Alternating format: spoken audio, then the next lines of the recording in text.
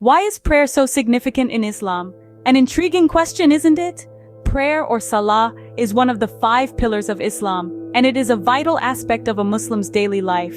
It's a direct link between the worshipper and Allah. But how does one properly engage in this spiritual practice? Let's delve into the step-by-step method of prayer in Islam. The first phase is called tahara, or purification.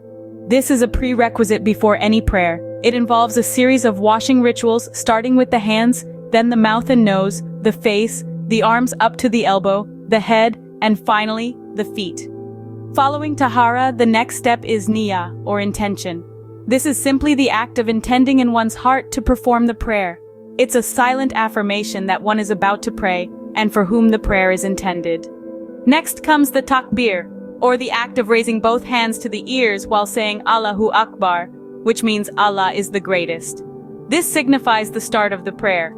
After the takbir, the person moves into the qiyam, or standing position. During this time, a portion of the Qur'an is recited, typically starting with the opening surah, Al-Fatiha. The prayer then moves into the ruku, or bowing position, where the individual bows at the waist, placing their hands on their knees and glorifying Allah. Following ruku, the person returns to a standing position, known as i'tidal, and then proceeds to sujud, or prostration. In this position, the individual places their forehead, nose, both hands, knees, and toes on the ground, again glorifying Allah. The prayer sequence finishes with the tashahhud and taslim. In tashahhud, the person sits on the ground reciting a specific set of prayers. Finally, the prayer is concluded with taslim, where the person turns their face to the right and then to the left, saying, Assalamu alaikum wa rahmatullah. Peace be upon you and Allah's mercy. This prayer process is repeated 2 to 4 times, depending on the time of day and the specific prayer being performed. According to the Qur'an and Sunnah, the key points to remember about the method of prayer are the importance of cleanliness, the intention behind the prayer, the physical movements, and the recitation of specific verses from the Qur'an.